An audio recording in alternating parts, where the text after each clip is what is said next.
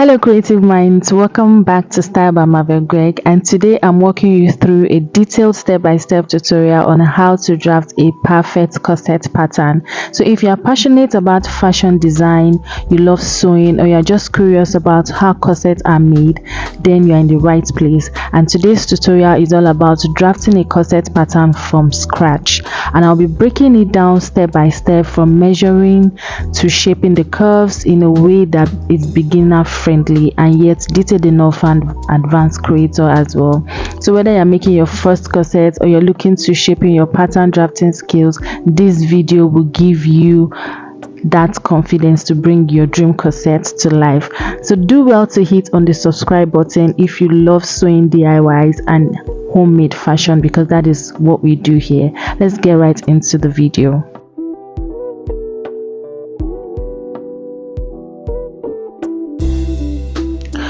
So for this tutorial, these are the basic tools we'll be needing to go about the drafting of this corset pattern. I'm going to highlight them on the screen for you to see. So if you are a beginner, this video is for you. Just like I said, I'll be going into detailed, and I'll try as much as I can not to be too fast so that you can understand every process of this pattern drafting.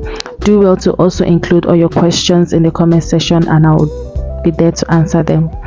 So first off, I've gone ahead to fold my pattern paper into two, just like so, and the first step now is to go ahead and highlight where I'm going to begin my measurements from. So I'll just go ahead and highlight a straight line. So that straight line now is going to serve as our shoulder line from which we'll begin all our other basic measurements from. So I'll place my tape on that starting point, which is my shoulder, and I'm going to be highlighting my bust point that I'm working with. So shoulder to bust point, then shoulder to under bust, then I'll highlight my shoulder to the waistline, and I'll go ahead and draw a straight line across for you to see. So kindly note that your measurements is going to be different from my measurements, so I'm just using this as a guide. So your measurement, you can be working with a bigger person or a smaller person, and the measurement might not be the same. So I'm going to highlight this, my bust points, that's my under bust, and that's my waistline for you to note. And like I said, that is going to serve as our shoulder line. So these are what we're going to be working with. Like I said, this is just a basic corset pattern and is a guide for you to be able to make other advanced corsets. So I'll go ahead and highlight my shoulder line. So the shoulder line I'm working with, I imputed it there. Then from that shoulder point, I came down by 1 inch. That is going to serve as our shoulder slope. Then I'm going to connect it with a slanted line, just like I did there. Then to get our chest line, I'm going to go ahead and mark the 8 inches for the chest line, and from that point I'll go ahead and highlight a line for you to know that that is going to be our chest line, and I'll use my marker to also highlight it just like I'm doing here. So after doing that, now what I have at the upper part, I'll go ahead and impute the 7.5 inches at my chest line. This is just to help us to get an accurate straight line from our shoulder line down to the chest line. So I'll just go ahead and mark a straight line from my shoulder slope curve all the way down. So what I'm going to do, what I have there, I'm going to divide it by 2. So what I have there is 8 inches divided by 2 is 4 inches. So I'll mark that 4 inches at that point. Then at that 4 inches that I mark, I'll go out by 0.5 inches. That is where I'm going to connect from that point to the 4 inches. This is just to enable us to get our armhole curve, although we'll not be needing it for this corset, but I just want to highlight it so that you don't get confused. So we're going to be doing everything step by step. So at my chest line, I went ahead to mark the round bust measurement I'm working with, and I marked it there. So I'm going to connect it all the way to that 4 inches that we marked, just to get our armhole curve, and that's all for that part. So the next part now is to go ahead and impute our nipple to nipple measurement. So go ahead and measure the nipple to nipple measurement of the measurement you are working with. I'll do same for mine, and I'll insert that 3.5 inches all the way to the waistline. Then I'm going to be connecting all these dots with a straight line, just like I did here in this video. So after doing that, now what I'm going to do now is to get the total of what I have from my bust point to the underbust. So measure what you have from the bust point to the underbust, and whatever you have, just make a circle round about it, just like I'm doing. So this is just going to be like a guide. So as a beginner, I advise you just do this, although you can do without doing this round, but this will just help you that when you are inserting your curves for your cup, you'll be able to know where to come about it. So I'll just go ahead and highlight the dots for you to see, and we'll go right next into the next step for this pattern. So at my waistline, what I did is to go out by 1 inch at one side, and I also went out by 1 inch at the other side.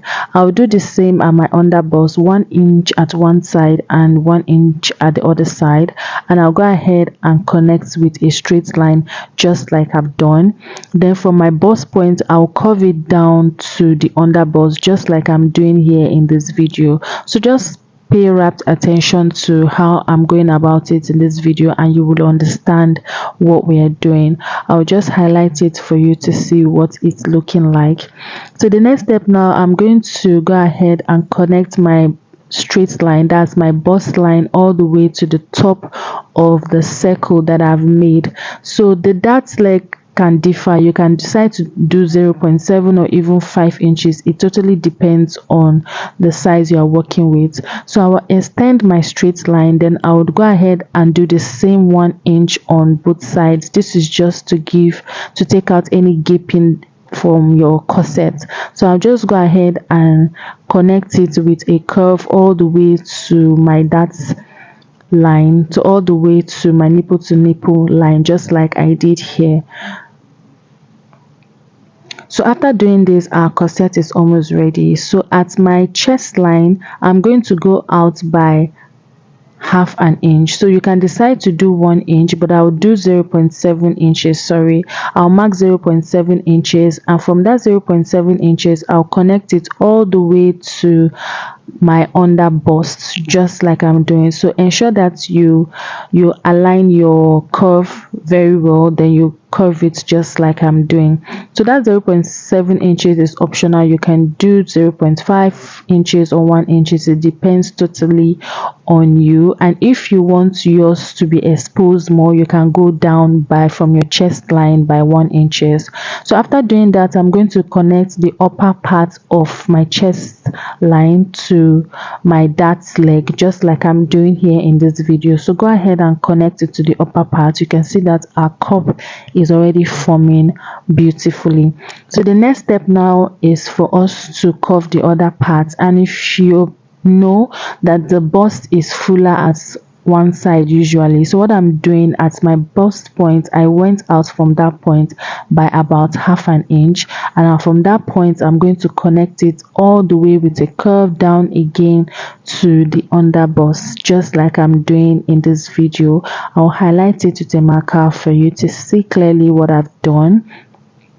So the next step now is to go ahead and curve it again all the way to the upper part. So I'm just going to blend my straight line, that's the curve part for my armhole curve. I'll just blend it to my curve, then I will now curve the upper part just like I'm doing here in this video. So just pay rapt attention to what I'm doing, and you will understand how we've come about that. So that's basically all. You can see how beautiful our cup has formed. So now these thick lines are what we're going to be working with when we are cutting for our cups. We will no longer be needing the dotted line. Like I said earlier, the dotted lines were just like a guide for how your cup should form.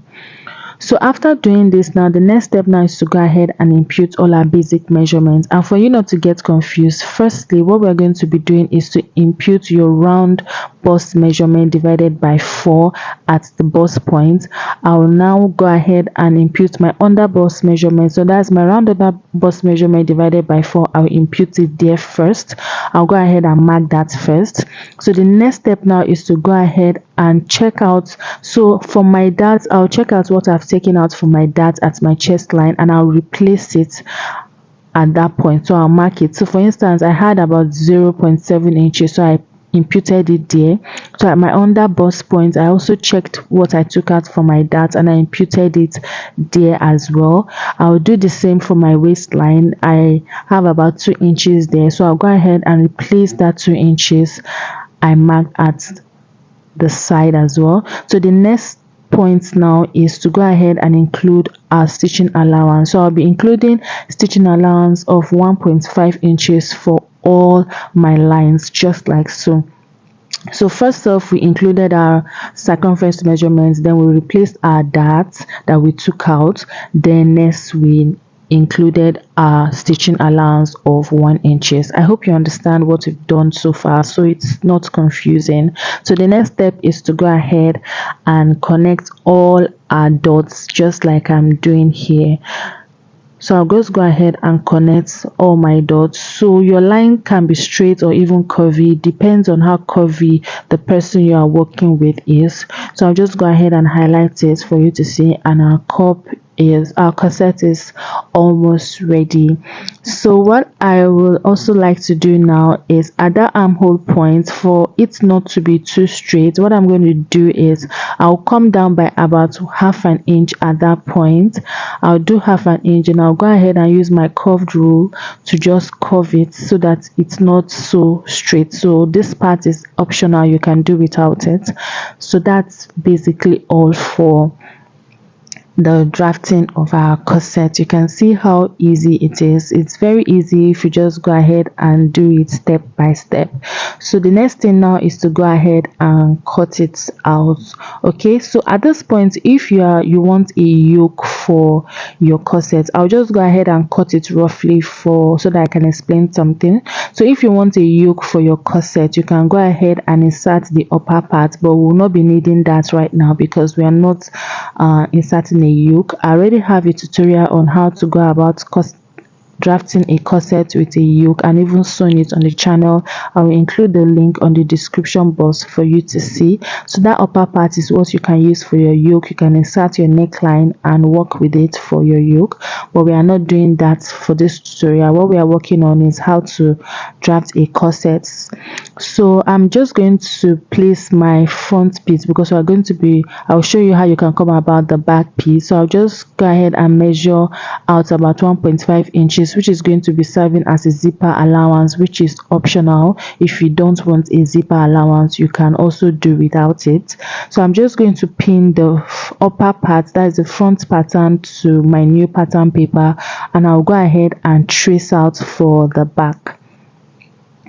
So if you are making a short cup corset like this, so just go ahead and trace it out. So if you have a tracing wheel, you can go ahead and use your tracing wheel to do this part, but I don't have a tracing wheel for now, so I'll just go ahead and trace with my pencil. So at the upper part, I came down by 1 inch because I don't want the back to be the same with the front. Then I went ahead to mark where my dart is, so that when I'm placing my darts and the back pattern, I will know where to begin with. So I just went ahead to just draw it out. So from that 1 inch, I'll just use my curved rule to just blend it all the way to the side of my pattern for the back that I've highlighted. So I will extend the line to the zipper allowance just like I'm doing here.